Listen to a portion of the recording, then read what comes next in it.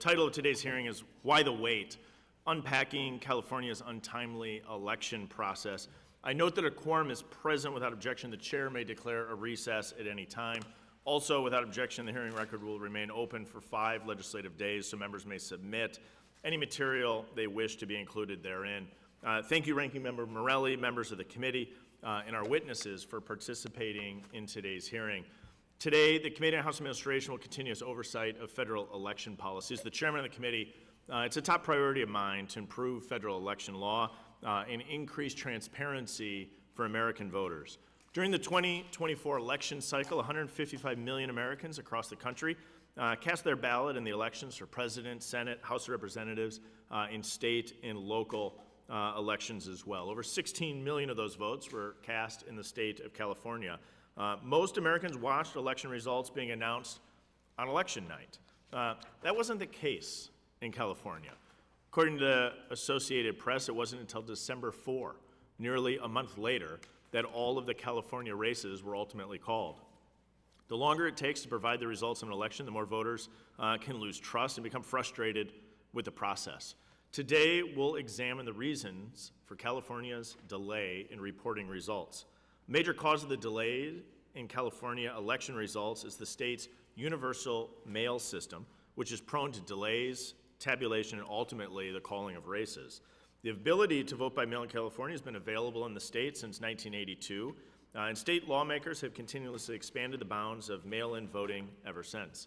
In 2022, the California legislature codified pandemic-era procedural laws and enacted universal vote by mail for every election administered by the state. In other words, every registered voter in California gets a mail-in ballot. This not only opens the door for potential fraud, but it also causes delays on the counting side. Another issue we'll explore today includes accepting ballots after Election Day. Currently, California accepts ballots delivered up to 7 days after Election Day. We'll discuss with our witnesses if that means it needs to be postmarked, what happens if it's not postmarked, what happens if it's dated, not dated by the candidate, but California accepts ballots collected up to 7 days after Election Day. This matters because on Election Day, California doesn't know how many ballots will be cast, and so results for close elections can't be announced in a timely manner. Makes no mistake, it's California's own state policies that are creating these significant delays in election reporting. While other states are taking steps to implement positive change, California spent 50 years moving in the other direction. For example, in a state like Florida with a population of 23 million, Florida is able to report election results on election night. Following the 2000 election, of course, Florida took a serious look at its own election policies and passed a law to ensure ballots are actually counted on and by election night. California's system also doesn't really increase voter participation. Timely election results, I believe, builds voter confidence and can increase voter turnout. In Florida, voter turnout was 78.9% of registered voters, so a record high. California's participation in the 24 election was 71.4% of registered voters. Florida requires absentee ballots to be delivered to the election to local election offices by the close of polls on Election Day. In Florida, absentee voters may cure ballot discrepancies within 2 days after the elections. In California, voters have up to 28 days to cure absentee ballots. 28 days. It's a long time, something we can be discussing with our witnesses as well. In November, 3 days after the election, I traveled to Los Angeles County's Central Count and got to witness the tabulating process in Los Angeles County firsthand.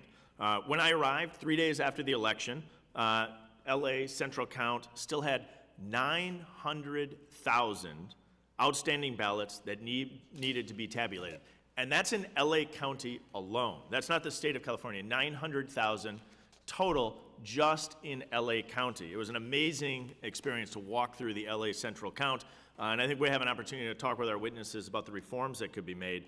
This is uniquely important because the balance in the United States House of Representatives at that time still had not been determined, in large part because the races in California weren't called due to the lax election laws that are resulting in these delays. The rest of the country shouldn't have to wait on California to know the results of the elections. We're looking at California particularly today because they have continued to move the goalposts in their election policies. California's election administration highlights why Congress must conduct oversight of states' federal elections and determine whether it might be necessary to enforce baseline standards on election integrity. So I thank our witnesses for being here today. We're going to have a great conversation about what's going right and what's going wrong in elections across the country, but in particular, what's going wrong in the state of California. And I thank our witnesses for being here today and look forward to our discussion. I'll now recognize the ranking member, Mr. Morelli, for 5 minutes for the purposes of providing his opening statement. Good morning. Thank you, Chairman Stile, for calling us together, and certainly thank you to the witnesses for being here today. I appreciate any effort to improve electoral processes in California or, frankly, anywhere else in America. But I do want to be clear about one indisputable fact. There is no evidence that California's recent elections featured any irregularities or fraud. California's elections were legal and legitimate. How do we know? Because in November of 2024, Republicans deployed election observers to more than half a dozen congressional districts across California. These observers monitored ballot tabulation and processing operations in California. They reported no instances of illegality or any serious election-related irregularities. What they reported was California election officials following the law.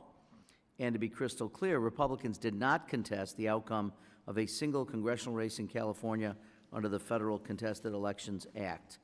To anyone watching this, please understand there is a long-standing mechanism for challenging congressional results that were improperly decided, and Republicans did not challenge any congressional result in California.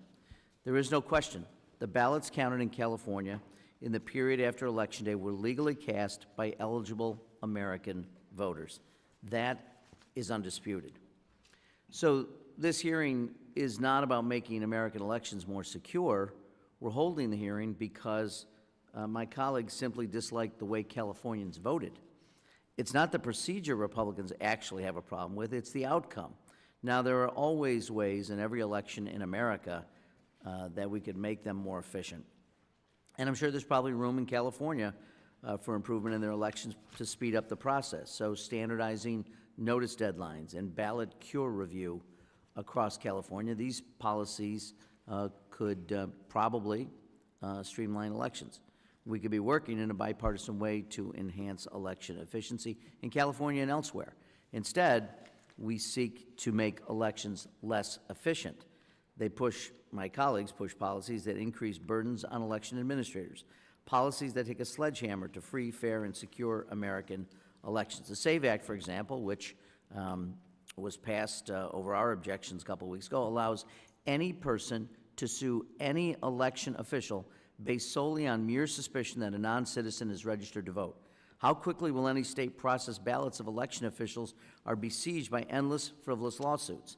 And the President's already deemed illegal anti-voting executive order could lead to the decertification of thousands of voting machines used across the United States. This deeply harmful executive order would cost states billions of dollars. It would fundamentally disrupt American elections. And both the SAVE Act and the executive order would eradicate voter registration by mail or online. This would wreak havoc on election administrations nationwide and disenfranchise millions of military and overseas voters who rely on mail and online voter registration to exercise their sacred, inalienable right to vote. Some proposed Republican policies would harm American elections so much even prior Republican witnesses at this committee caution against them. We've heard Republican witnesses warn of the inefficiency of processing hand-marked, hand-counted ballots, which have been advocated by members of the House Republican caucus. Forget about weeks to resolve elections. It would take months or years to have election results. Committee Democrats called a witness today to give voice to the military and overseas voters that would be harmed by Republican election policies. But the record should reflect that our colleagues blocked Democrats' initial witness choice, a military spouse stationed overseas named Sarah Strader, from appearing today. Sarah wanted to speak to this committee about how we can better serve military and overseas voters, but because she is nearing the third trimester of her pregnancy, transatlantic travel presented a significant barrier for her attendance here. The majority denied our request for her to testify remotely, something we have the technology to facilitate. So, because Sarah is a pregnant military spouse with travel limitations, she was not allowed to testify. It is not lost on us that if the SAVE Act were law, Sarah would also be unable to register to vote today because it requires in-person voter registration, so women stationed overseas with pregnancy-related travel limitations would be barred from registering to vote. Today, the majority will attack completely legitimate elections in California. That's the idea here.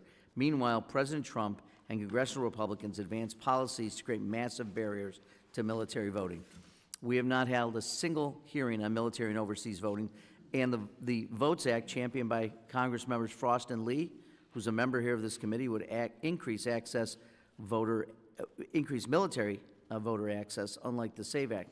Why are we discussing this today instead of that? We would happily waive this committee's notice requirements to call the Votes Act up right now to send it once again to the full House. So to defend rather than undermine legitimate American elections. Instead of wasting time, can we support military and overseas voters? I would hope we would, and thank you. I yield back my time. The gentleman yields back. Without objection, all other members' opening statements will be made part of the record if they are submitted to the committee clerk by 5 p.m. today. Today we have a one-witness panel. First we have Ms. Ashley Titus, who is a partner at Bell McAndrews in Hilltack. Next we have Mr. Austin Gilbert, who's co-owner of Right Choice Strategies. After that, we have the Honorable Donald Palmer, Chairman of the Election Assistance Commission. And finally, we have Rebecca Nowacek from the Secure Families Initiative. We appreciate all of you traveling to be with us here today and look forward to your testimony. Let me remind the witnesses, we've read your statements and they'll appear in full in the record. I'll now recognize Ms. Titus for 5 minutes. Thank you, Chairman and members of the committee. I am an attorney in private practice in Sacramento. My first election as an attorney for a campaign was March 2004, and it took 2 weeks after that election for the nominee to be known. For well over 20 years, California's canvass has been slow. But now there are more close contests that take 3 to 4 weeks after the election to determine the winner. California's election laws impose numerous procedures that extend ballot processing and counting far beyond election night. Election administrators must contend with constantly changing rules and manage a larger volume of complicated mail-in provisional ballots in a 1-month period following each election. The original culprit behind California's lengthy canvass is no excuse access to mail ballots. In 1978, California became the first state to allow voters to apply to vote by mail on an election-by-election basis without a reason. Since the 2020 general election, every active voter receives a ballot in the mail without applying. In the most recent general election, nearly 81% of California's 22.5 million registered voters cast a mail ballot. Hand-delivered and drop-box ballots must be received by the close of polls on Election Day, but mailed ballots are valid if they are received by an election official by the 7th day after the election. About half of mail ballots cast are dropped off by voters on Election Day and are not processed until days or weeks after election night. When a mail ballot is received by an election office, the laborious signature comparison process begins. Some counties in California use technology to conduct the first signature comparison, while others solely rely on election workers. Before a signature on an envelope is deemed not to compare to the voter's signature on file, 3 levels of review must find beyond a reasonable doubt that the signature on the mail ballot envelope possesses multiple, significant, and obvious differing characteristics when compared to all signatures in the voter's registration record. When a signature is challenged, the voter has an opportunity to provide a substitute signature. If a voter returns their mail ballot envelope without a signature, that voter also has an opportunity to provide a signature. In both cases, this process is known as signature curing. Depending on the county, a voter may submit a substitute signature as late as 28 days after Election Day. Many signature cures are returned as a result of the harvesting efforts of campaigns in close contests. Usually, county elections officials are permitted to certify their election results as soon as they have completed all of the required tasks. But a law temporarily in effect for the 2024 general election prohibited counties from certifying earlier than the 28th day after the election. The response of many county elections officials was to suspend canvass activities outside of normal working hours to avoid paying overtime to their canvass workers. thus further delaying the reporting of results for the November 2024 general election. In addition to the nearly 60-day mail voting process that we have in California, California's same-day voter registration significantly contributes to the delay in finalizing election results. This is known as conditional voter registration, and California permits individuals who are not registered to vote by the 15th day before an election to complete a registration affidavit and cast a ballot. Conditional registrations are a type of provisional ballot, which take the most time and the most labor to process. It is the cumulative effect of all of these procedures and deadlines that cause the delay in finalizing California's election results. Of the weeks it takes to know the outcome of close contests, California's Secretary of State, Dr. Shirley Weber, said Californians should be patient. But not all of California's policymakers agree that we should just accept this. There are several proposals currently pending in the California legislature to address the lengthy canvass. One bill would require all counties to offer in-person voting on the Saturday prior to Election Day. But given that 78% of voters already have this option, and still over 80% of California's voters returned a mail ballot in the most recent election using an envelope, this is not likely to ease the post-election crunch. Several members of the California legislature have introduced bills this session to simply mandate speeding things up. But these proposals would impose an arbitrary deadline by which certain ballots must be counted or that the canvass must be completed without addressing the root causes of the current lengthy process and without equipping elections officials with the means to process ballot envelopes faster. The solutions must focus on mail ballot and same-day voter registration procedures and deadlines. Otherwise, California will continue to be last in the nation to finalize its election results. That concludes my comments. Thank you very much. Mr. Gilbert, you're now recognized for 5 minutes. Good morning, and thank you, Chair and committee members. My name is Austin Gilbert. I'm a campaign field operative and consultant, and I've run numerous campaigns over the last decade in the Central Valley and High Sierras in California. I've dealt with elections offices and officials during counting procedures, ballot curing operations, and recounts across 13 different counties, and I've been a resident of Fresno County my entire life. California elections can be described in one word: slow. Over the last decade, California has prioritized voter access over efficiency, effectiveness, and safety, inundating elections officials with time-consuming verification and sorting processes, security flaws, and a reliance on mail for voting. With the passage of the Voters' Choice Act in 2016, California changed from traditional in-person voting to the new method of vote centers, drop boxes, and mail-in voting. This process was designed to be slow from the beginning. To start, state law mandates that any election official accept and count ballots postmarked on or before Election Day and received within 7 days of the election. This immediately slows results from being disclosed to the public, as elections offices don't even receive an accurate count of the total votes cast until most of the nation has finished counting. The centralization of this election process, from precincts to vote centers and the elections office, has also complicated the ballot sorting process. Specifically within Fresno County, we typically deal with upwards of 300 to 500 different ballot types, that being any ballot with different contests included on it. While in years past, you would vote at a precinct of your neighbors, and there were a very limited numbers of unique ballot types, now vote centers are required to provide every single unique ballot, as any voter can vote at any vote center. You can imagine it's a lot easier to sort 2 to 3 different ballot types in one location than between 500 and one centralized vote center. California also has an extremely arduous signature verification process, one that relies heavily on human interaction and the interpretation of handwriting.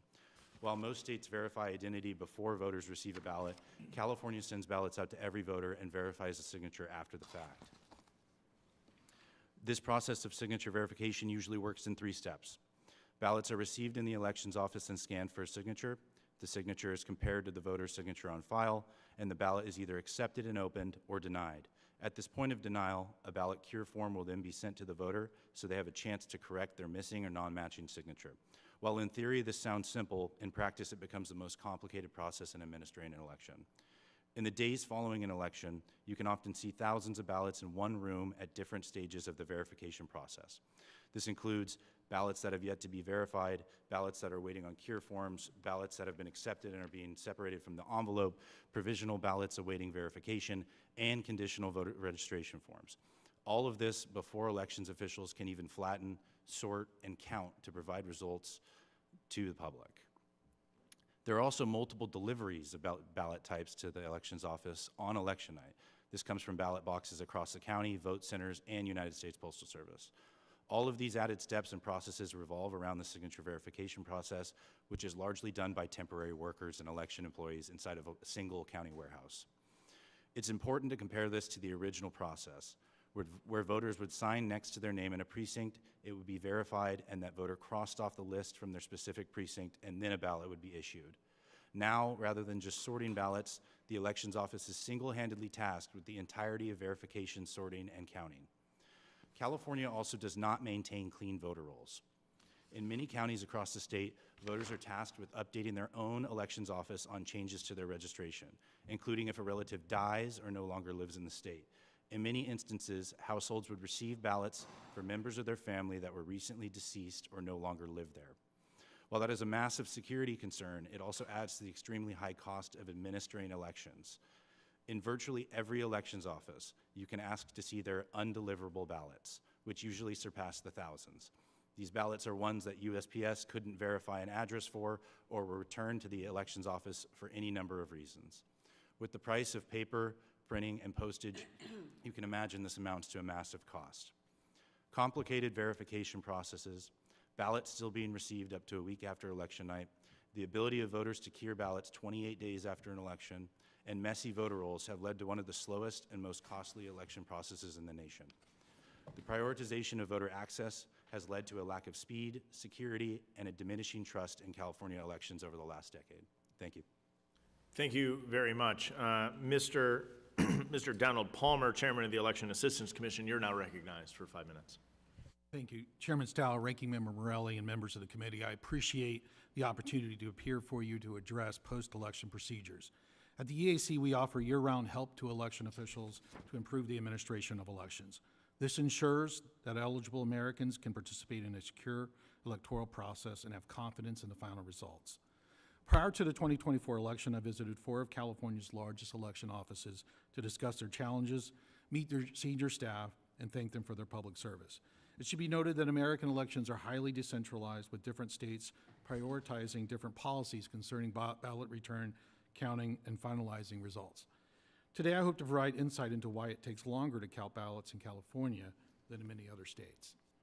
In prior years, the California legislature has made several policy choices that have contributed to the extended curing and ballot counting timeline. I also note that California legislators have recently proposed several measures that would streamline the post-election process. As an all-ballot mail state, California gives voters 28 days after Election Day to cure signature discrepancies on mail ballots. In contrast, for example, Arizona gives voters 5 business days, and Colorado voters have 8 days to cure mail-in ballots. In addition to the extended cure period, under California election law, ballots may be received up to 7 days after the election. In contrast, 33 states require that mail ballots be received by Election Day. When provided the opportunity to drop a mail ballot off on Election Day, voters inevitably do so, thus pushing the necessary canvassing and verification of mail ballots deeper into the pre-certification period. With the omission or mismatch of signatures of mail-in ballots, the curing period also extends the time of the final tabulation of results. Individual state laws play a fundamental role in our elections. Some of the factors involved in a different pace in tabulating and final certified results include the extent and timing of absentee or mail ballots and early voting, pre-processing opportunities and tabulation reporting requirements, resources and personnel available to election officials, deadlines to return absentee or mail-in ballots to voters, and curing or provisional ballot rules. So before joining the EAC, I've served as a director of elections in Florida from 2008 to 2011. In Florida, county supervisors of elections must finalize their results within 13 days following the election. During this time, election officials offer voters a curing process, which includes signature resolution and the opportunity to correct incomplete ballot certificates. The timeline in Florida offers a streamlined and efficient vote tabulation process that balances the need for accuracy and promptness. However, it took the state of Florida several years and election cycles of trial and error to find the correct procedures to maintain efficiency, report promptly, and increase voter confidence. As charged by the Help America Vote Act of 2002, the EAC fulfills its role as a national clearinghouse for information on election administration in many ways. The EAC regularly provides detailed best practices, templates, and webinars related to mail ballots, the canvassing process, post-election activities, and ballot curing. The EAC has highlighted jurisdictions using new technology to allow voters to promptly cure ballots. These resources promote consistency and legal compliance, ensuring that every lawful vote is counted and the electoral process is secure, reliable, and timely. In addition, the 2024 Election Administration Voting Survey, or EVES, will be delivered to Congress by June 30th. It contains questions on state ballot curing. This enhanced data collection will better enable the EAC to show ballot curing trends across the United States and provide baselines to inform future state laws and administrative improvements. I would also like to touch on the role of the United States Postal Service in ballot delivery and its failure to deliver timely ballots. The EAC will continue to work with the USPS and the states to build that relationship and to improve mail balloting across the country. Through adequate funding of the EAC, the Commission will continue to provide crucial support and policy recommendations to states and localities across the country. Thank you for your continued investment in the EAC and your unwavering commitment to election administrators, poll workers, and our nation's public servants. We look forward to collaborating closely with you on these and other essential matters. I would be pleased to address any questions you may have. Thank you. Thank you very much, Chairman Palmer. Ms. Nowacek, you are now recognized for 5 minutes. Hi, good morning. Thank you for the invitation to speak today, specifically on this topic of election administration in California. My name is Rebecca Nowacek. I am the Director of External Partnerships at Secure Families Initiative. We are a nonpartisan organization that strengthens the voices of diverse military families as an active and influential constituency on issues that impact our lives. We also lead the Military Vote Coalition, a nonpartisan coalition of over 20 military family and veteran support organizations united by our mission to protect the military community's access to the ballot box. SFI's military voter education programs have also been recognized nationally and highlighted as key information source for active duty families by the Department of Defense. I'm here today representing my community and SFI, but not to advocate for any partisan outcome, but to ensure that the community we represent is at the table where our access to the ballot box is being discussed. Personally, my firsthand knowledge, both as a military spouse and also as the daughter of a combat veteran, has led me to this work. Military families represent America. Military families come from rural areas, small and large towns and cities. They include members from every ethnic group, religion, educational background, and sexual orientation.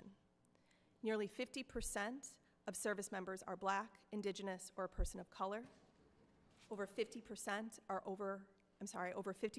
are under 30 years old, and 92% of military spouses are women. The military community is a network of families stationed all over the world. Most active duty families move every 2 to 3 years. These moves can disrupt support networks, safety, children's education and social lives, and limit career paths. These moves also impact our ability to vote. Routine mail delivery delays is a common challenge entirely out of our hands when stationed far away from home. For example, families stationed all the way in Japan have shared experiences of mail taking 6 to 8 weeks. And there are other challenges that I've highlighted in my written testimony. So it should be no surprise that military voters are 27% less likely to have voted than their civilian counterparts. When a military voter tries to vote but is unsuccessful, the most common reason is because their ballot arrives past the deadline. The second most common reason comes when a military voter's ballot gets rejected for something like a missing signature or a date, and the voter isn't notified or provided the opportunity to cure the ballot by the deadline. That's why we have long advocated for policies that would tackle these top issues facing our community. Best practices include, number one, enable ballots that are postmarked by Election Day to arrive at least 7 days after Election Day to still be counted, and two, ensure timely ballot rejection notification and robust ballot curing processes and opportunities for our voters. Both these policies are true for California, home to the largest number of active duty members in the United States, and also one of the largest uniform and overseas citizen, or UACAVA, voting populations. These policies may lead to longer wait times, true, for election results, But more importantly, they go a long way to protect military voters who should have the same opportunity as our civilian counterparts to be maximally deliberative about our choices at the ballot box. There are two proposed federal policy changes currently in motion. One, the SAVE Act, which this chamber advanced earlier this month, and the March 25th executive order regarding voter registration requirements. Both take American elections in the opposite direction, where military voters need them to go. For instance, one of the barriers of the SAVE Act may impose would require voters to bring passports or birth certificates in person to their election office when they register. This means military families would no longer be able to register from that faraway duty station, and if a person has changed their last name since birth, for example, if you're like me and changed my last name when I married my husband, using a birth certificate might not be sufficient documentation on itself. If implemented, the March 25th executive order would also undermine the ability for military families to access the ballot box. The order would mean that the military families stationed halfway across the world from home, who crossed every T, who dotted every I when casting their ballot, their military ID would no longer suffice, and mail delays outside of their control could mean their ballot could never count. So in closing, I'd like to remind the committee that voting carries a profound, profound gravity for us. The right to vote is a cornerstone of the democracy that we as military families have committed to protect. I urge this committee, as well as every other body in Congress, don't abandon us, don't abandon military families. Thank you. Thank you very much. I'll now recognize myself for 5 minutes for the purpose of asking questions. Out of the gates, without objection, I'd like to insert the written testimony of Cole Peterson, the data director for the California Republican Party, without objection. Ms. Titus, I want to start with you, in particular kind of dialoguing the 7 days the ballots can be received by California after Election Day. You would think that it would have to be postmarked, right? I mean, the idea is that it's in the USPS system. What's the check on that in California? Do they review for postmark? What happens if it's not postmarked? Could you provide some color to that? They do, in fact, review for postmarks, and they do reject mail ballots that either don't have a postmark or don't have a date. California doesn't require that the voter date their ballot when they sign it, but there is a space to do so. And if they are dated on or before Election Day but lack a postmark, then those would be counted. So let's just dialogue this all the way through, because when I was at LA Central Count, I found this really interesting, because I watched ballots arrive by mail into the system 3 days after, as I noted, about 900,000 total ballots were somewhere in the process of being counted, of being validated, observed. The signature verification, we'll come to that second. But is your testimony that if USPS doesn't date the envelope and an individual then opens the ballot, the voter's not required to date the ballot in California under California law, but if they do date the ballot and they date it by Election Day, it would still count? Is that accurate? Yes. So the real check isn't that it was in, it's a trust system that the individual who dated the ballot dated it on the correct day, right? Correct. And so if somebody dated it by Election Day, USPS didn't stamp that with a postal date stamp, it would count? Yes. In that, USPS doesn't date 100% of their mail.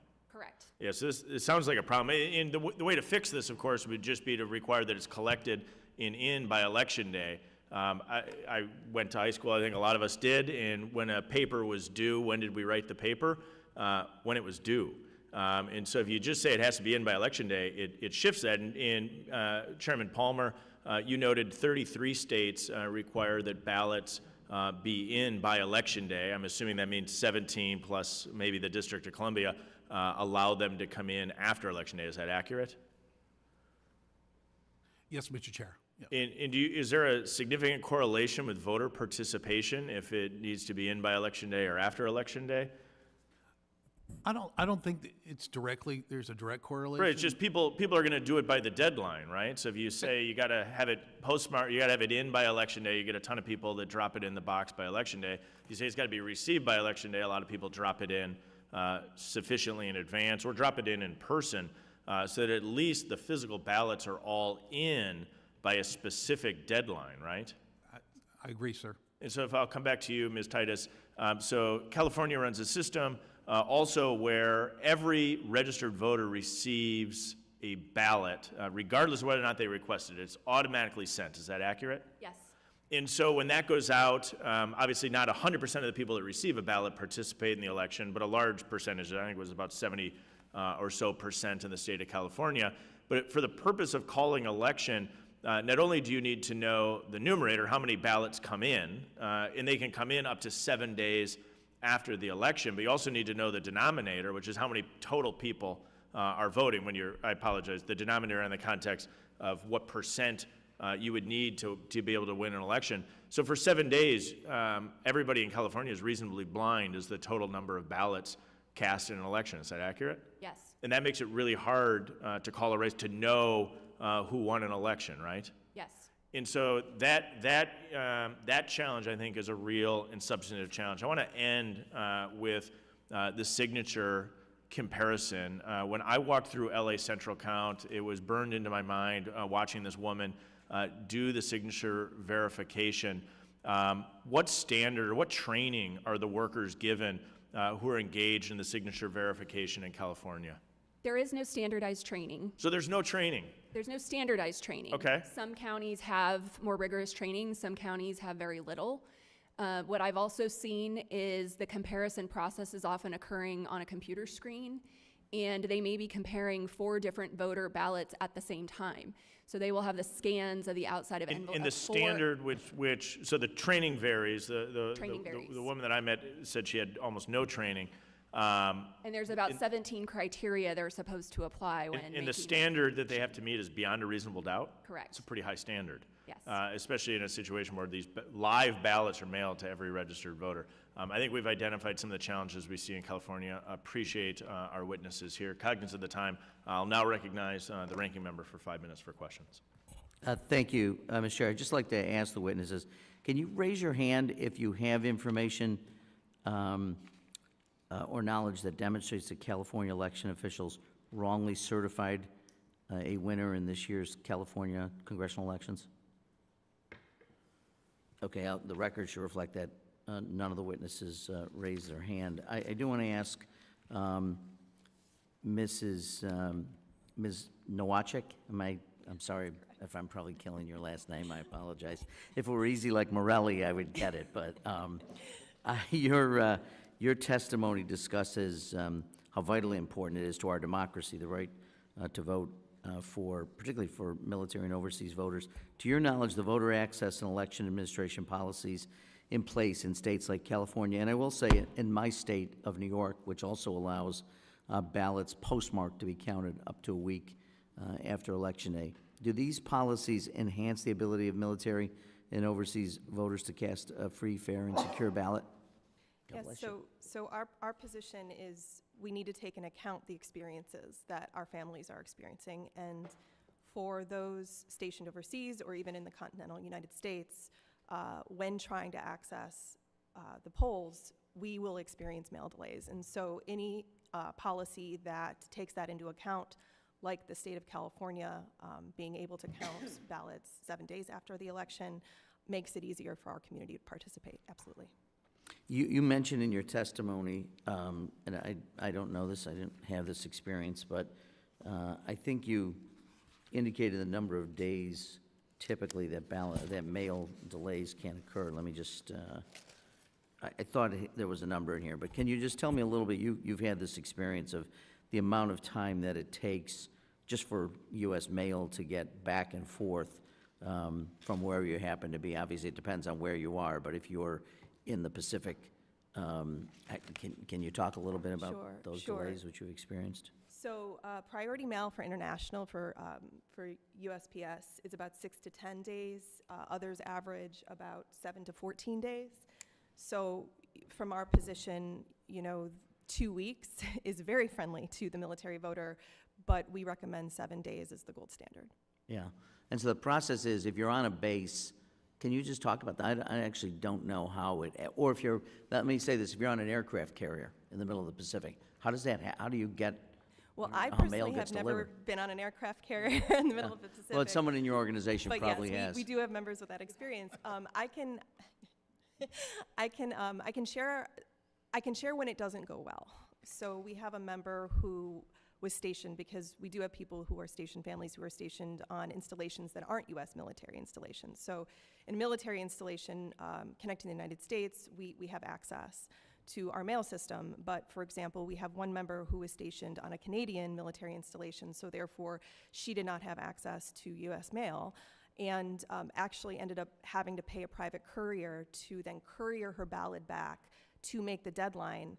Extremely expensive, and we know the majority in our community do not have those financial resources to do that.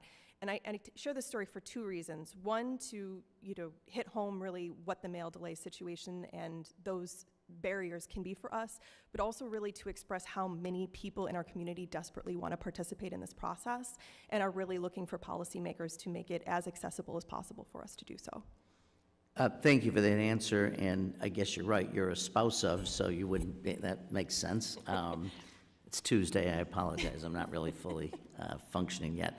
The other thing that you mentioned, which I hadn't really given thought to, but I guess makes a great deal of sense, is that you may be on a military base, but you may be in a host country, and you have to make that connection somehow. And so I appreciate your comments about that. I would say this, and I appreciate all the witnesses and your perspective.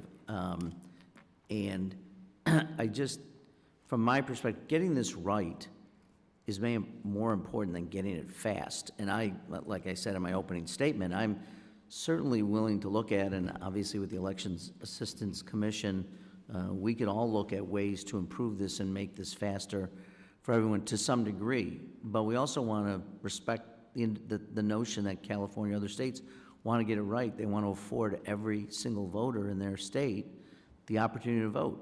And look, it shouldn't be a gotcha.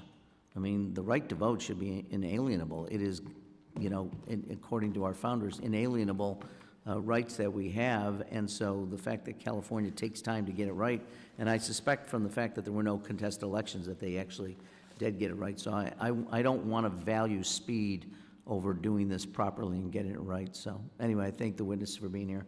Mr. Chair, I yield back. The gentleman yields back. The representative from Oklahoma, Ms. Bice, is recognized for 5 minutes. Thank you, Mr. Chairman, and thank you for the witnesses for being here today. First, let me say that I represent the great state of Oklahoma, and prior to being elected to Congress, I was in the state Senate where I oversaw the state election commission. Shout out to Paul Xerox, Secretary of the Election Board there. Oklahoma, I think, is doing elections right.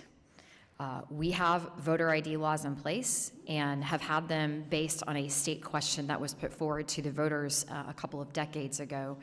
And that ensures that a couple of things. One, that the election is verified and there's integrity in that process. And also speed. And my colleague, the ranking member, just talked about speed. I've now participated in several elections in the state legislature and now as a member of Congress, and I know on election night whether or not I'm going to serve in that capacity. I think it is unbelievable to hear that it takes a month for the state of California to be able to certify these elections. That in itself provides uncertainty in the process, and I think that's what's really problematic here. I want to mention earlier the comments that the ranking member made in regards to the Votes Act. No matter a service member's status, and no matter if you're in the service or not, each state has procedures for all eligible overseas Americans to vote, and those options always require or include mail. But let me be clear, if there are examples of overseas voters being denied by a state, we want to hear about that because we certainly want to make sure that we're addressing that issue. It's important to every member on this committee. Let me start, if I may. Ms. Titus, almost 2 million more ballots were cast in California's presidential election in 2020 than in 2024. Do you believe the larger turnout in California was due to ballot harvesting efforts? I'm not sure that the turnout in 2020 being higher than 2024 was the cause of ballot harvesting. I think every cycle, the political parties tend to be the drivers of ballot harvesting. They tend to be the ones that are training the campaigns how to do it because the campaigns sort of change every 2 years. And so the parties are kind of the keepers of the procedures for how to execute ballot harvesting, and I tend to think that they get better at it year after year. So I'm not sure that turnout going down from over a 4-year period is caused by ballot harvesting. I think it's worth noting, though, that in 2020, there were 2.39 million more mail-in votes than in 2024. That's a huge number. I want to pivot for a second, too, to the curing conversation. Being from Oklahoma, I didn't know what that was. I had no idea what curing actually meant. And again, I think that just brings some uncertainty to the process. And so I want to pivot slightly. You mentioned the signature verification process.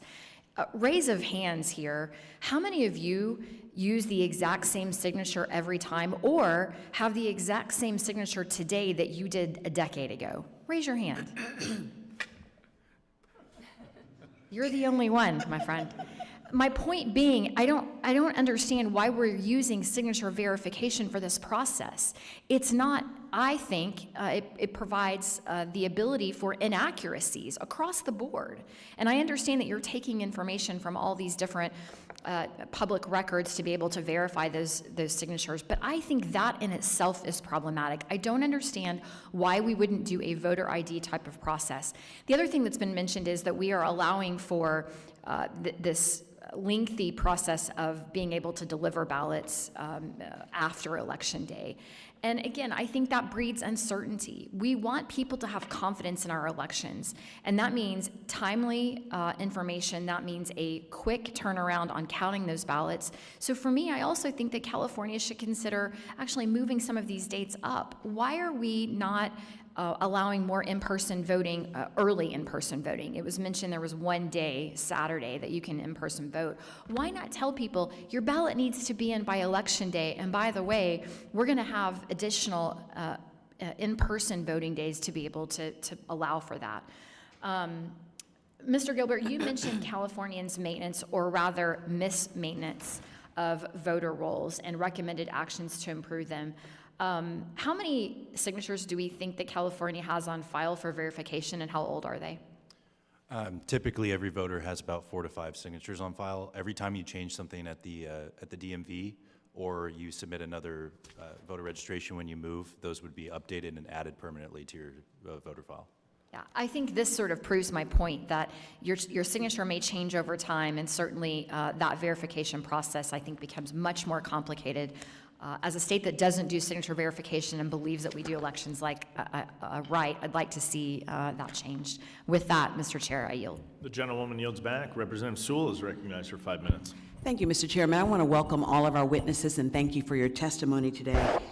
I'm a daughter of Selma, Alabama. I grew up there. I have the honor and privilege of representing them in Congress, and there's nothing more important and sacred than the right to vote, in my opinion, and protecting that right, I think, is something that is clearly within our preview here on this committee. I'm a little bit puzzled by our hearing today. I mean, the first premise that is being made is that somehow giving everyone a ballot who is eligible is somehow flawed. I think that we as elected officials should be in the business of making it easier for people to vote, not harder for people to vote. I represent Alabama, and Alabama has same-day voting only. We don't have early voting. We don't have, our absentee ballot process has been restricted. You can't even help your elderly grandmother without helping her to vote. Who has an elderly grandmother who has a stroke victim. You can't help them prepare their ballot because you're for fear of a felony being committed. That's the most recent charge that Alabama has. There are California is one of the largest states in the union, and they have a lot of folks, and they provide eligible voters their vote by mail. And so I don't think that there's something inherently wrong with sending ballots out to every eligible voter. In fact, I would venture to guess that California does have a better return rate and participation rate than states like Alabama that make it harder for folks to vote. And the second reason why we're here today is because somehow getting it getting the results that same night is so critically important. It's more important than making sure that our overseas military personnel who are eligible voters get their ballots back in a timely fashion. I'm not sure what timely is, but I can tell you same-day results does not make it any less prone to fraud or any more prone to fraud. Rather, it allows eligible voters time, especially those that are overseas, an opportunity to cast their ballot. I would venture to guess, Mr. Chairman, that it's more important that we protect that sacred right to vote than to get some result in that same night. So for me, I think that I've been encouraging folks in the state of Alabama to do early voting and to make it easier for folks to vote, not harder for folks to vote. And I'm not really sure why my colleagues don't think that that's right, especially when the Brennan Center says that there's a 0.05% of fraud that occurs during elections, not a rampant fraud from everyone. So I'd like to ask you, Mr. Palmer, as one of the directors of, one of the commissioners for the Federal Election Commission, are there best practices that are recommended when it comes to military personnel voting or absentee balloting? Is there sort of one way to do that? And I also would like, I guess the first question that I have for you is it a right for American citizens to have the right to vote when they turn 18? Isn't that a right that every American citizen has? And if so, why is it that so many states like Alabama make it harder for folks to vote rather than easier for folks to vote? Thank you. The EAC's clearinghouse function sort of takes best practices from across the country, and we share them with each other so states can see how things are working across the country. Our EVE survey is something that our election officials across the country could also view and compare it to other states and similar counties. And I agree with you that coming of age at 18 and being able to register to vote and vote, talking about the opportunities.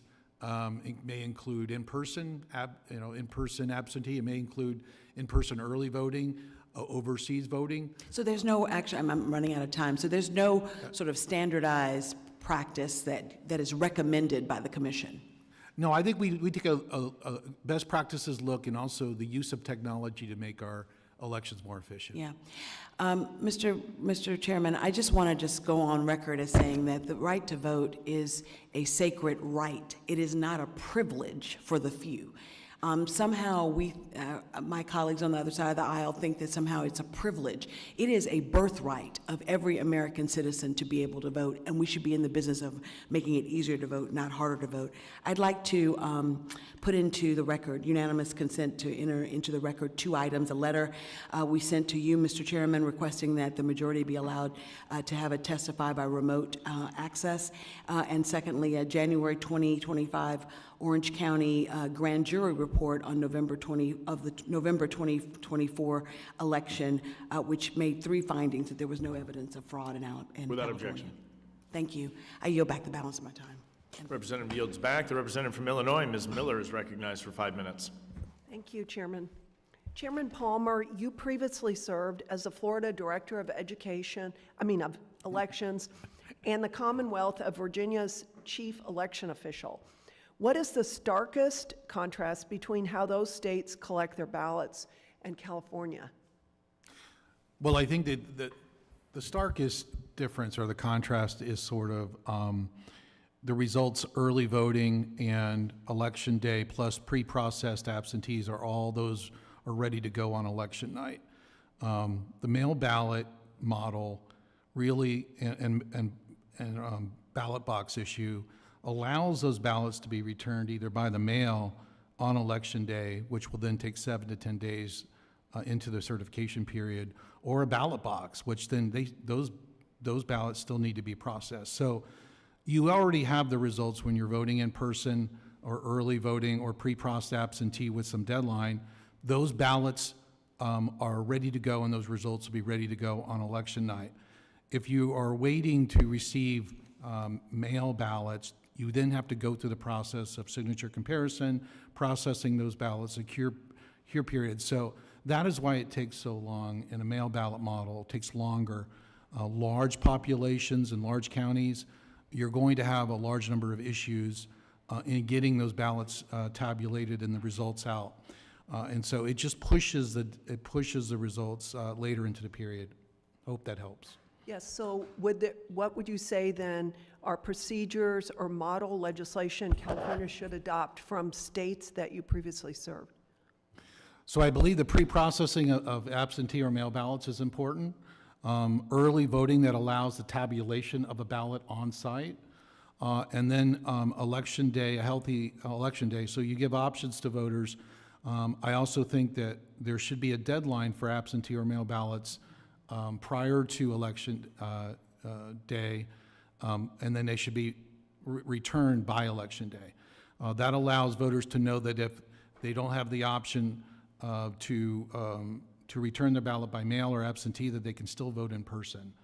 And so that allows the system to work. We're relying too much on the USPS. The USPS is having major issues. They continue to extend their service dates, and that has a direct impact on elections and voters. You'll find in a lot of mail ballot states that voters do no longer trust the United States Postal Service to get their ballots in on time. So they're going to return it in person or a ballot box.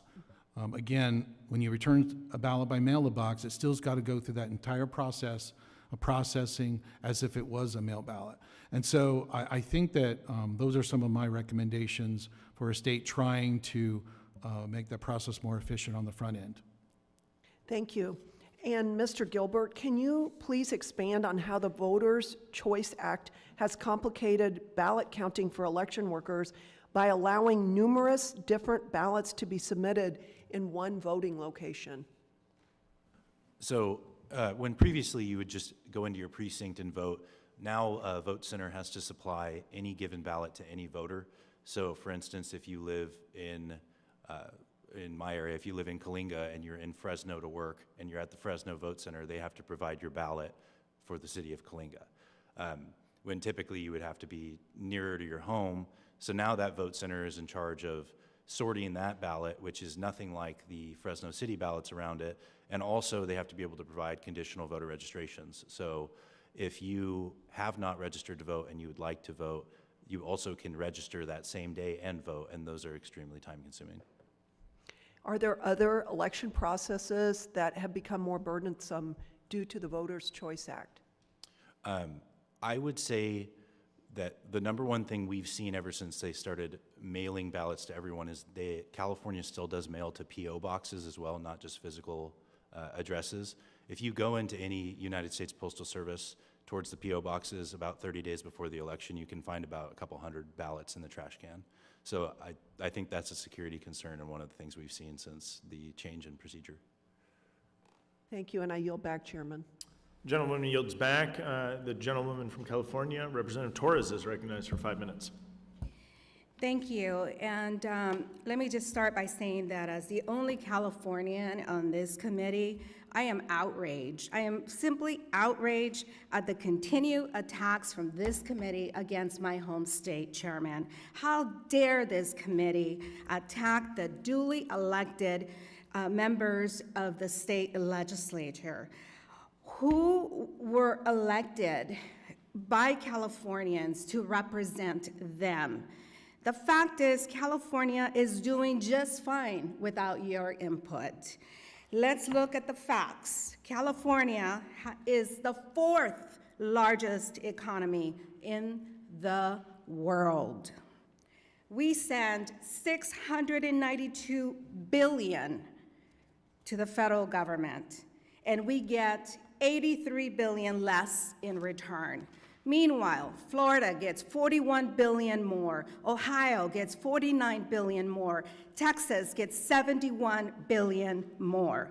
So do us a favor, and when your state rises to the level of California, Then let's talk about fixing California.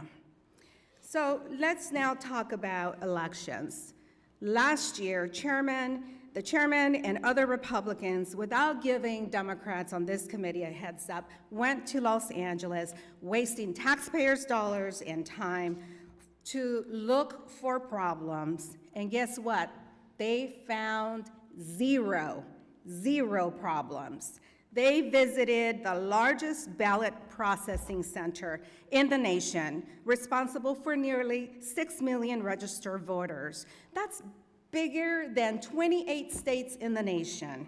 Not a single committee, not a single Republican or political observer contested the outcome of any House race or provided any evidence that California suffered from fraud or any other issues.